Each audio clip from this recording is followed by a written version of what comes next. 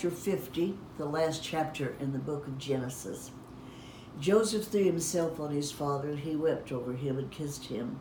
Then Joseph told the physicians who served him to embalm his father's body.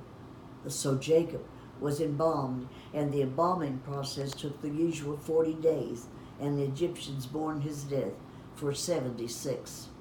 When the period of mourning was over, 70 days. 70 days, excuse me. When the period of mourning was over, Joseph approached Pharaoh's advisors and said, "Please do me this favor and speak to Pharaoh on my behalf. Tell him that my father made me swear an oath. He said to me, 'Listen, I am about to die, and take my body back to the land of Canaan and bury me in the tomb I prepared for myself. So please allow me to go and bury my father. After his burial, I will return without delay.' Pharaoh agreed to Joseph's request. 'Go and bury your father as he made you promise,' he said. So Joseph went up to bury his father.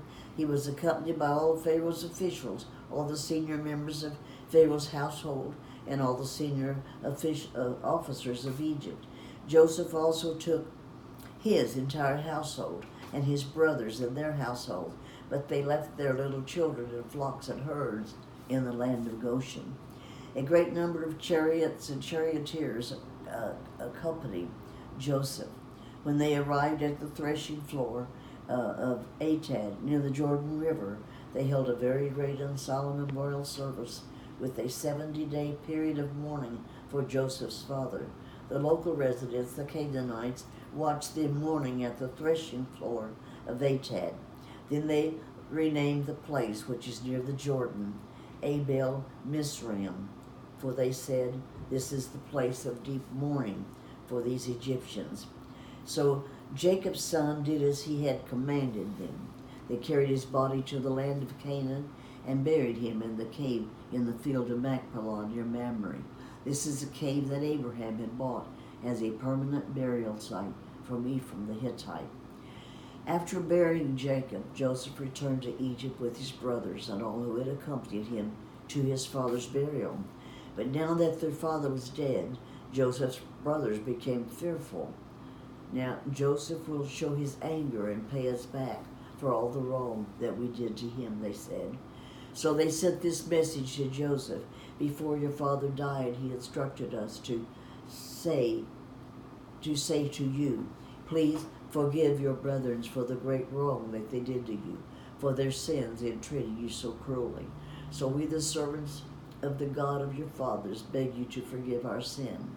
When Joseph received the message, he broke down and wept. Then his brothers came and threw themselves down before Joseph. 'Look, we are your slaves,' he said. 'Remember Jacob's dream, Joseph's dream, but this is what is happening. They are falling down and worshiping him. So don't be afraid. I will continue to take care of you and your children.' So he reassured them by speaking kindly to them. So Joseph and his brothers and their families continued to live in Egypt. Joseph lived to the age of 110. He lived to see 3 generations of descendants of his son Ephraim, and he lived to see the birth of the children of Manasseh's son, Machir, whom he claimed as his own. 'Soon I will die,' Joseph told his brothers, 'but God will surely come to help you and lead you out of this land of Egypt. He will bring you back to the land he solemnly promised to give to Abraham, to Isaac, and to Jacob.' Then Joseph made the sons of Israel swear an oath that he said, 'When God comes to help you and lead you back, you must take my bones with you.'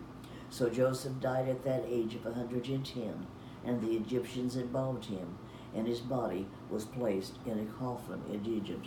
As closing this book, I want to say that it is a book of the beginnings, and it's very important. All the strange names that are hard to pronounce, it's all very important. But one thing to remember about this, and you'll notice that Joseph, of all the patriarchs, never experienced an encounter with God, but you can see God throughout the book. So that's just something to notice how wonderful God's Word is. Now we're going to go to the first chapter of Exodus. No, we're going to stop. We're going to stop there. That'll be the next day. Okay, so the next day. But what I do want to say though is how much I appreciate that my mom has done this, agreed to do this, and obviously she will agree to do more, and I'm going to do this again. But I also love, because my mom, I mean, how was it reading from the New Living Translation? This is the King James only person. So how was it? Well, I managed to do it. What I thought was cute and humorous, I guess I could say, is every time she came across the word brothers in the New Living Translation, she still said brethren. So I'm sure she would like to have thrown in a few thous and thys as well. But anyway, I hope that you have enjoyed as much as I have having my mother's insight into this daily Bible reading that we're doing together. And there will be more of that to come for sure. So join us again tomorrow when we will begin the book of Exodus on day 18. So thank you. Y'all have a good day. Bye-bye.